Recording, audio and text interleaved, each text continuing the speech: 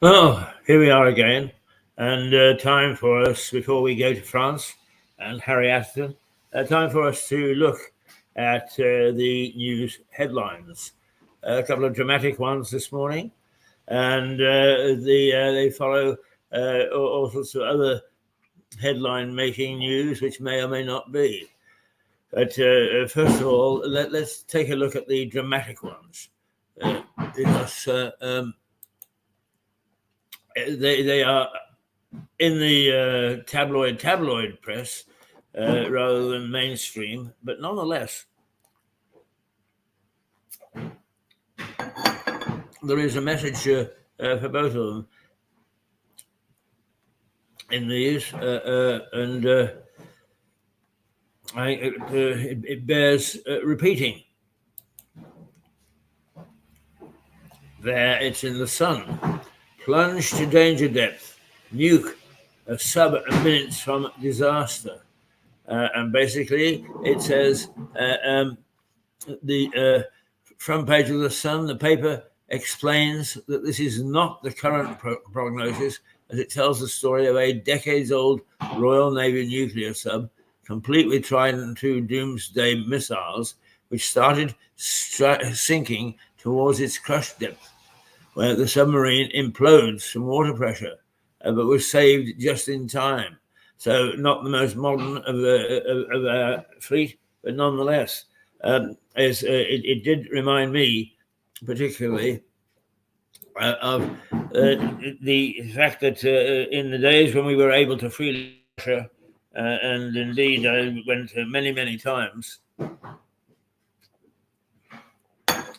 enjoyed the hospitality of the Russians, have a number of friends there still, a large number of friends there still, and amongst them was a retired nuclear submarine commander, delightful man, and he had a dacha, or a summer house, on the Moscow River, to which I was invited every weekend and entertained with magnificent hospitality. And Yuri loved to get up, as indeed I do, very early in the morning. And we would get up, and his English was limited. But he would say, Keith, let's play Yahtzee, which is a dice game. And so we would. And at the end of each round, of which there were numerous, we would have a vodka. And this was at 7 o'clock in the morning. But the funny thing is, that if you drink Russian vodka, the pure stuff, not the stuff that we sell commercially here, is you don't actually get drunk. Well, I mean, you would eventually, but if you had enough of it. But it's not something that goes very quickly to the brain. And we would, in our broken way, have conversations about East West. And one of the things that I found particularly chilling was he said that the American submarine commanders and he himself and the submarine commanders that worked with him were sometimes so unable to know where they were or what they were doing, is that he was surprised that they hadn't started a nuclear war long before. And I've always taken that slightly with a grain of salt. But by the same token, if we've got a nuclear aging fleet of submarines, then we really have to worry about what would happen if there was some sort of accident, as described in the Sun this morning. And that is that one of them goes too deep, can't get back, and we suddenly have an atomic explosion. Weapons experts would say, "Oh, Keith, you're being alarmist because there are so many safety triggers before a nuclear bomb would go off." But it's all very well to say that. But I've known lots of situations where we've been assured of one thing and another has happened. So I find that story particularly disturbing, and I hope that the Ministry of Defence and our own government take note of the fact that this has happened or almost happened. The other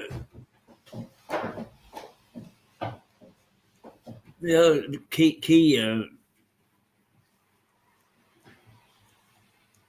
story, I think, is that comes in the Mirror. One would expect that, but that's Rich, the Chancellor, who urges to show restraint on pay rises, see the rents at the flat he owns rocket by 18%. And that is, of course, Jeremy Hunt. And they've got a picture of a silly smile on his face carrying the famous cabinet treasury red box. And it says the Daily Mirror's investigations editor, Nick Summerlad, has been looking into the rents that are charged for 7 luxury apartments owned by Jeremy Hunt and his wife, and discovers that one of them saw a rise of 18%. The paper does acknowledge that Mr. Hunt has said that he donates all profits to charity, but still points out the contrast with his plea for the general public to show restraint in their demand for pay rises. Well, there you are. That's an interesting story. I think that it probably escapes the attention of most of the national press. But let's look at what's going on as far as the major news is concerned, because we all the world is in a mess, and partly the reason that it's in a mess is because of us. We don't pay any attention. We just nod things through. Yeah. It's like a nuclear sub. Oh yeah.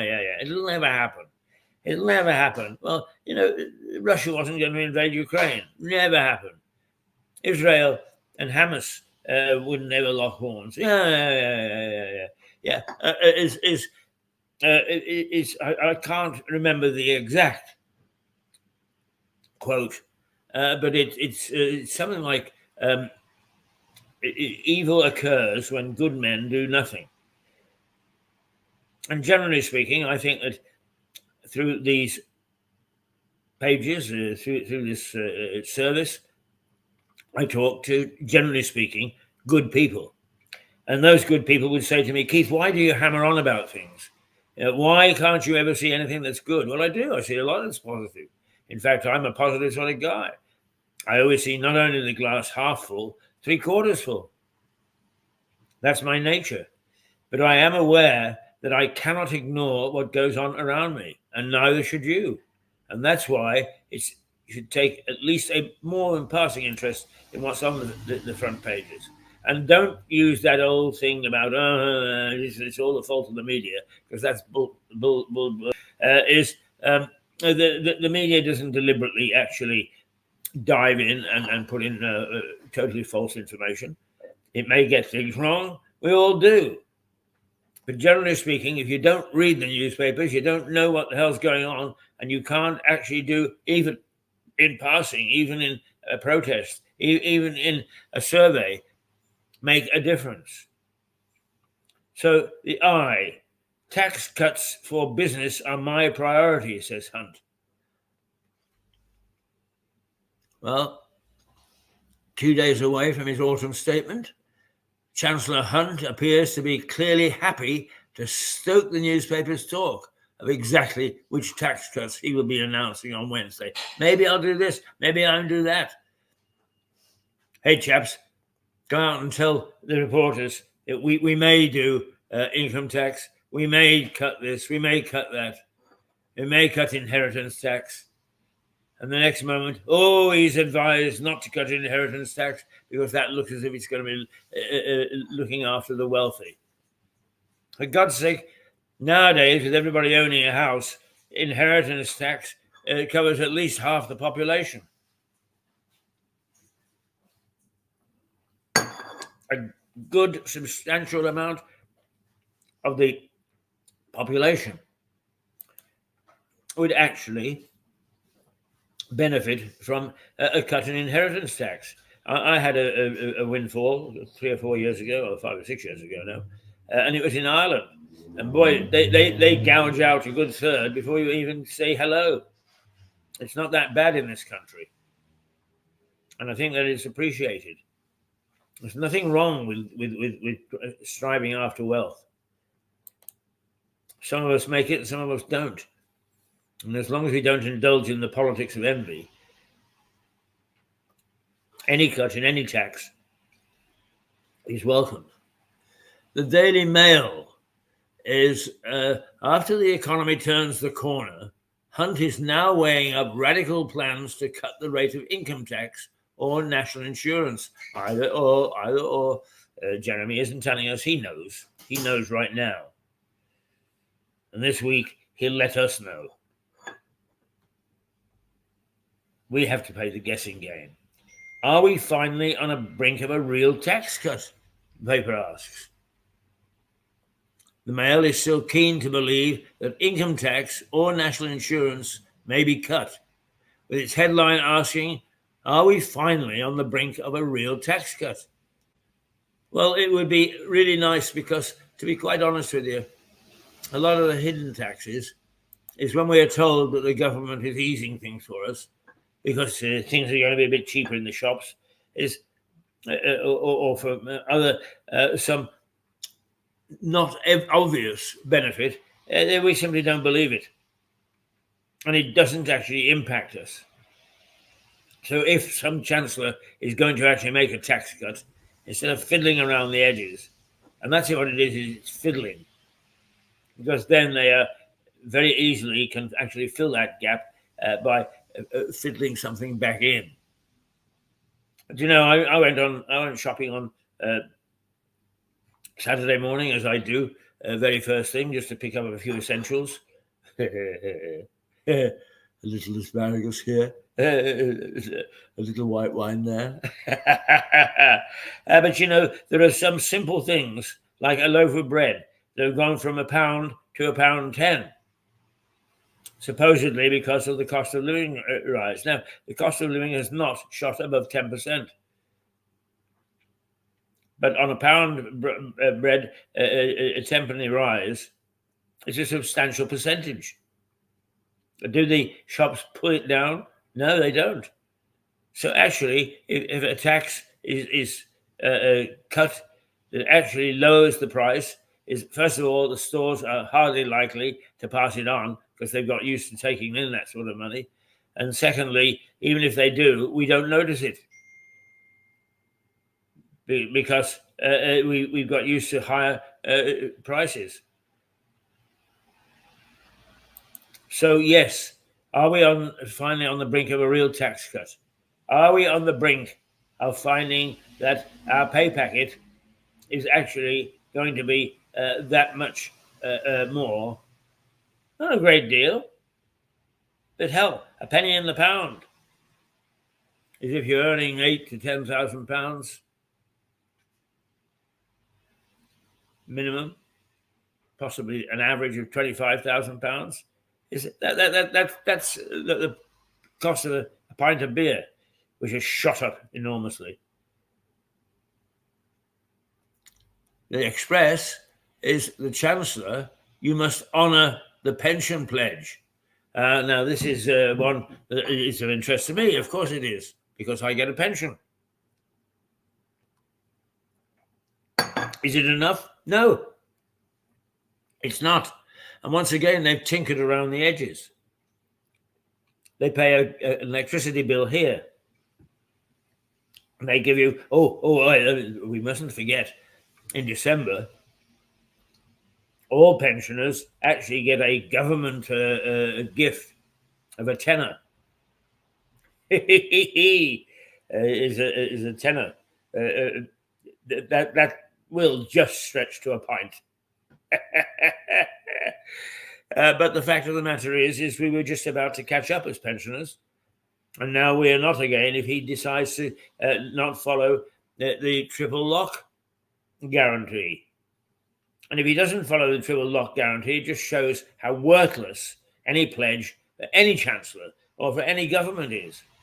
And that's what they don't actually understand, is we remember. And then when they say something and we say, ho, ho, ho, they're like children just out of the bathtub, waiting to be toweled down. I know we're hardworking and we think in terms of you all the time. Go tell that to the sailors. Tell the Marines, I think is the word, is the phrase I'm searching for. Ho, ho, ho. Yes, well, when we're talking about taxes, let's see a real tax cut. And let's see a pledge that is kept for once. Ho, ho, ho. The Mirror, that's rich. We've already said is that Jeremy Hunt has put on 18% onto his own flat, the one that he rents out. And he says, but I give all my profits to charity. Still, his 18% contributes to the rise in the cost of living. He's a chancellor. Doesn't he understand that? Because if he doesn't, what the hell's he doing being chancellor? The Daily Telegraph switches to the Middle East conflict. Israel is on the brink of a hostage agreement, it says. Israel is on the brink of hostage agreement, the lead headline in the Daily Telegraph, as it details the latest developments in negotiations between Hamas and the Israeli leadership. The paper quotes optimistic United States officials who are brokering the talks and say they believe that only minor details remain before it is announced that dozens of women and children will be released in exchange for a 5-day pause in the fighting. There is another story in the Telegraph that it may escape most mainstream press and to do with taxes and so on. It says wealthy pensioners may not need winter fuel cash. That's a suggestion from a Tory MP.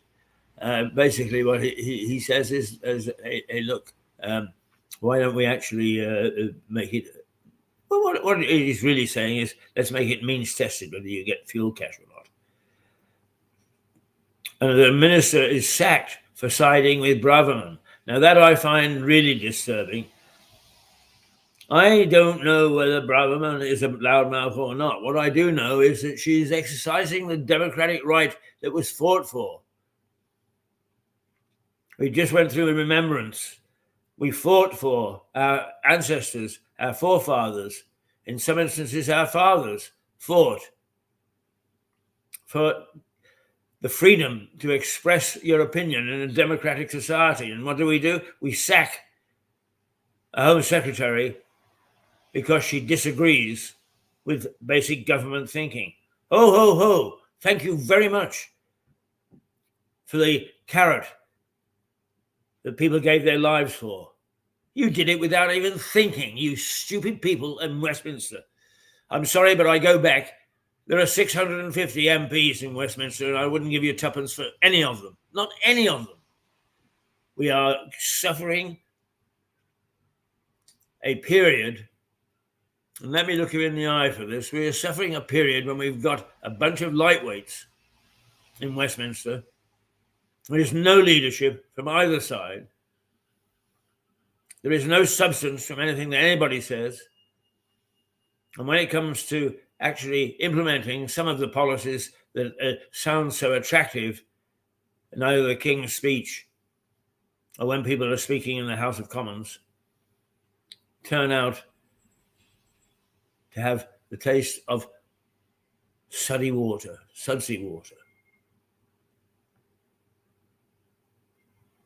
Yeah. Not worth the paper they're written on or the air that they wrote on. The Times. Sunak faces a cabinet row on a new plan for Rwanda. Qatar, which is hosting the negotiations between Israel and Hamas, is making equally positive comments. According to the Times, it quotes the country's PM, Sheikh Mohammed bin Abdul. Be careful with this. Abdulrahman Al Thani, saying that there are just practical and logistical challenges left to overcome. The paper also pictures comedian and presenter Russell Brand, as it reports. I didn't know he was a comedian. I've never found him very funny. As it reports, he has been questioned by Metropolitan Police over allegations of historical sex offences. Well, that doesn't surprise me one little bit. Most people forget the detail, but I remember because I was not close, but I had an association with the man who played Manuel in Fawlty Towers, who was abused with insults about his granddaughter from Brandt. Andrew Sachs, very badly treated by this man, who thought it was a joke. That's his idea of being a comedian. God help us. All right, okay, the Metro. TV comic sex assaults interview. The Met Police quiz Brand. The Brand development provides the lead story for the Metro, which points out that it comes 2 months after the bombshell TV investigation. Russell Brand in plain sight. The paper says it is unclear whether the detectives are speaking to him about claims in the documentary or about others that had been reported since. Brand has previously denied the claims. Don't care whether he has denied them. He is a nasty piece of work who belittles those that he are not part of his particular cycle, and who is quite capable of getting drunk and belittling.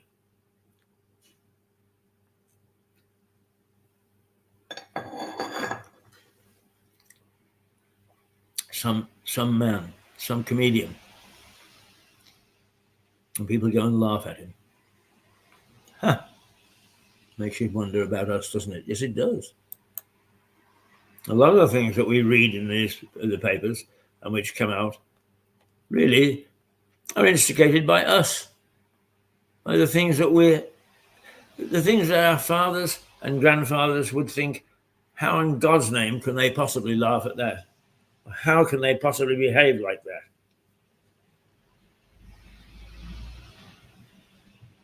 Not least of which is, and of course they'll come in for a lot of stick, that this business of we don't work. Because what we do is we turn up, we go for an interview, and then we never shown again. My barber has got a seat, a chair, just waiting. He's got a very decent salary for somebody to take over. He's had a dozen people turn up, interviewed. Yes, they seem to be suitable. They're offered the job, and they're never seen again. Why? Because they came and they got an excuse to go back and collect unemployment insurance.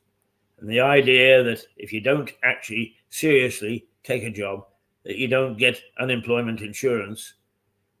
Oh dear, the Liberals are just so, and I don't use the word in a political sense. The Liberals, those who think that we should all be nice to each other. It's not a question of being nice to each other. It's a question of somebody has got to pay the piper.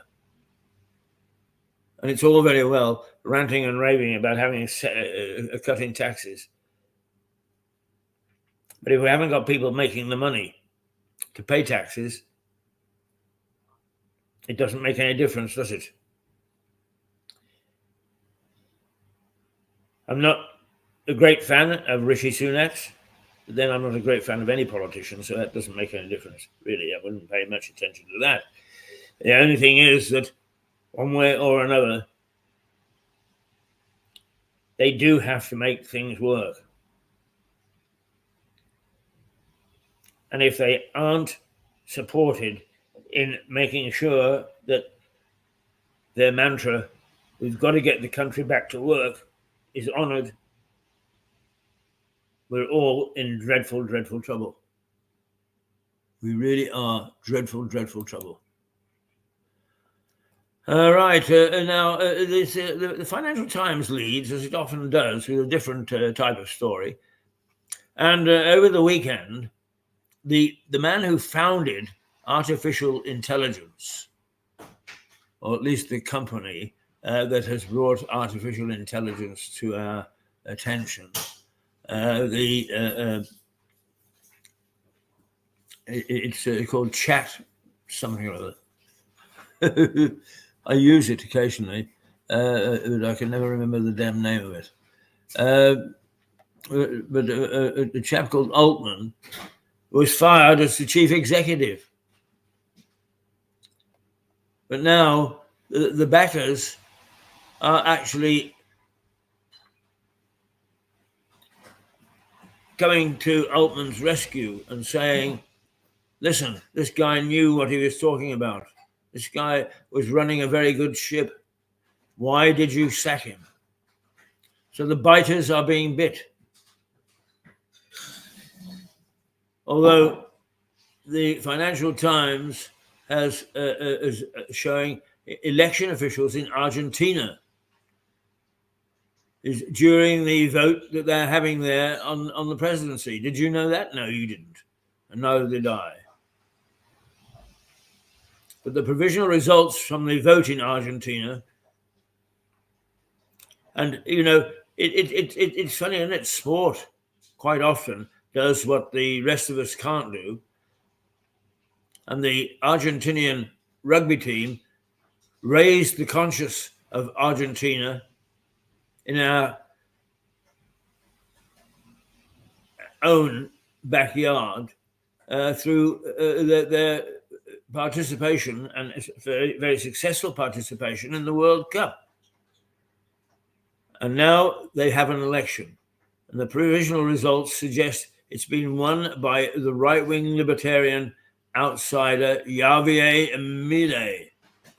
Ever heard of him? No, neither have I. The paper describes him as a former television commentator, known for his furious rants against the country's political elite. Don't worry. Whatever you do, do not worry. Look at me. You're not going to get me running for president. First of all, we don't have a president.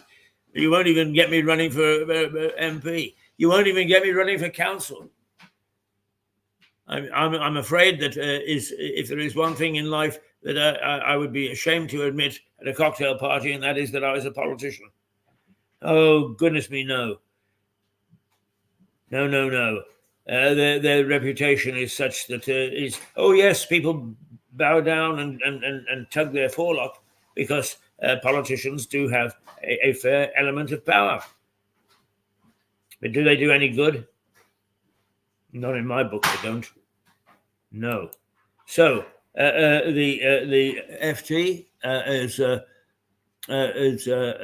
reporting that a former television commentator known for his furious rants against the country's political elite has won. He's not won the presidency, but they have some form of a runoff there, and he has won the runoff, so he can have a tilt at it.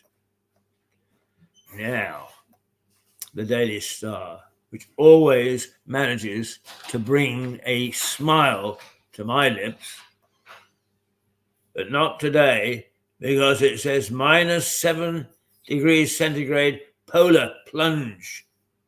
White Christmas. Britain is set for a festive snow bomb as big freeze hits. What seems to be a bit of a November tradition, the Daily Star goes very early in declaring it will be a white Christmas this year. As it says, forecasters have predicted snow in the run-up to the big day. The paper reports that the first flurries of the white stuff will hit the nation this week, but doesn't comment to saying whether it's predicted the polar plunge will last all of the next 5 weeks, so we get a Christmas day that is white. We haven't had a white Christmas for a long, long time. But the fact of the matter is, we have got so used to the vagaries of the weather forecast nowadays that we could easily do. In 5 weeks, we could have 5 changes. It could snow today and be sunshiny tomorrow. And actually, that gives me a cue to go outside and just see what the weather is today. The fact of the matter is it's going to hit 12 degrees, which is quite warm. And it's starting off from a base of 8 degrees, which isn't that cold. And there are going to be light rain showers and a gentle breeze. I'm glad to hear about the light rain showers because I got drenched with a very heavy rain shower at 6:30 this morning on the way in. And boy, was I a sodden wreck and mess. And Ada wasn't in yet, so she wasn't able to give me succor and comfort and fill me full of good hot stuff. So I sat here shivering for a little while. But it's right now at 10 o'clock. We're coming up to 10 o'clock. Yes, 9:41. At 10 o'clock, it is likely to be 12 degrees, as warm as it's going to get all day.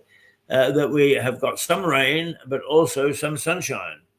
And so it's going to be mixed up until 11 o'clock when the cloud and rain will settle back in again. And that will stay until 1 o'clock around lunch. All these times, of course, you have to take with a pinch of salt. They're only indicative. At 1 o'clock, we start to get some sun again, and 2 o'clock and 3 o'clock. But for some reason, the temperature takes a plunge to 11 degrees at 3 o'clock this afternoon and stays until 4 o'clock. And then at 5 o'clock, we start to see cloud and a new moon. Oh, a new moon. Wow. Well, that's what it shows. Before it goes down to 9 o'clock. So 9 degrees at 6 o'clock. And just hovers around that for the rest of the night. Clouds, but not that much rain this evening. Cross your fingers. So there we go. That's the news as such. With my comment, and why not make a comment? Because we, in many ways, need to have somebody keep our politicians, locally and nationally, on their toes. The only way is through public comment, and you can't get more public than us. Now, let me just say, you hear me rant and rave about how useless politicians are. Well, I'll tell you, if we go through pulling down statues or putting up statues or whatever, a mark of respect, is forget it, because the politicians can't even get that right. We had one of the finest mayors we've had in a long time here, Stephen Catlin, the last little while. Stephen was a thoughtful mayor. He understood the system, and what he didn't understand, he worked out. He was respectful but forceful with his colleagues. He was a leader. He was a mayor that was a leader, and that's what we needed. Come and gone. But the outpourings of grief when he died about 3 or 4 months ago were enormous. And so many people said publicly, oh yes, what we'll do is we'll have a memorial to him and so on and so forth. And he loved his secret garden, which was a strip of land, formerly Pinwell Lane, between All Saints and the House of Friendship, the Quaker house, and that had the priory, the friars, Blackfriars Arch, the gate is standing guard over it, and he loved that, and he worked on it himself. He personally worked on it, and we at this television station mooted the fact that we should look after that in his memory. It was hijacked.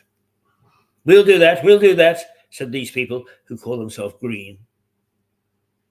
Green doesn't mean much to them, really. It's, what green means is just another political way of thinking. Well, nothing has been done yet, despite the fact that they said they would. We have been champing at the bit. We have sent messages to the town council saying, can we have permission to go in there and start work? Nothing. Absolutely nothing. So if you want to be remembered, don't put your trust in the local council. They are as ready to break their promises in death as they are by keeping things alive. It's a dreadful tragedy, and it just shows the disdain with which, once they're in power, they treat the rest of us. Me, be a politician, I would shudder and be ashamed to admit it. I really would. But they preen. That is, an old journalist friend of mine in Canada said, if you do nothing, nothing gets done. And that is the mantra of almost all politicians nowadays. If you do nothing, nothing gets done. And as usual, they've done nothing. Oh dear. Keith, you are naughty. But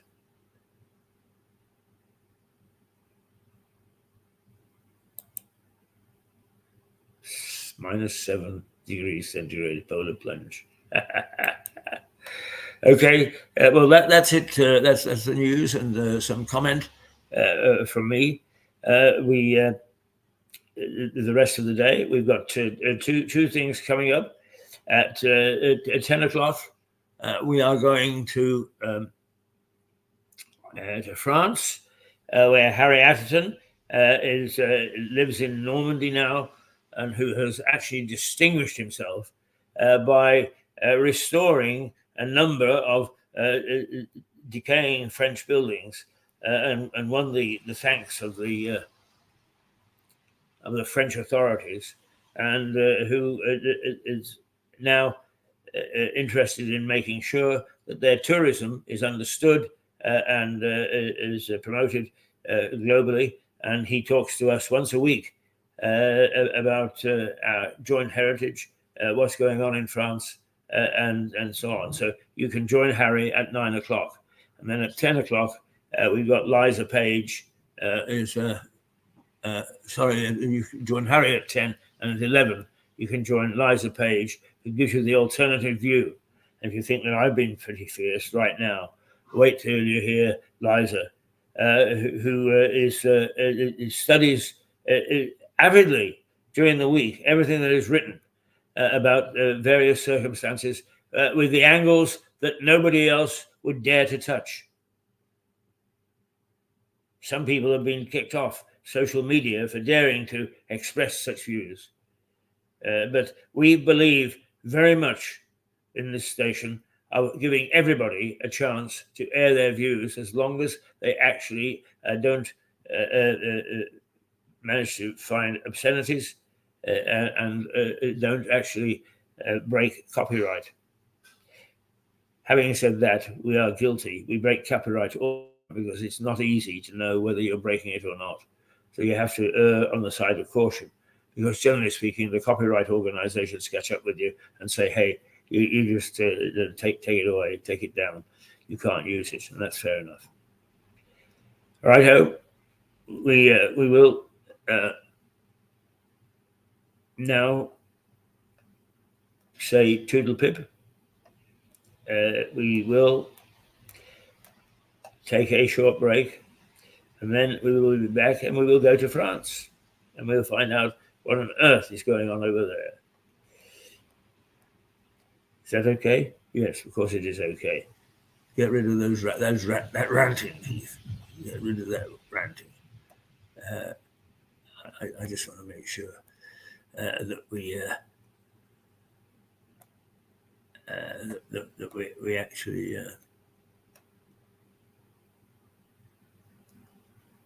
say Toodlepip properly for this half hour or this hour before we launch into something else in the next hour.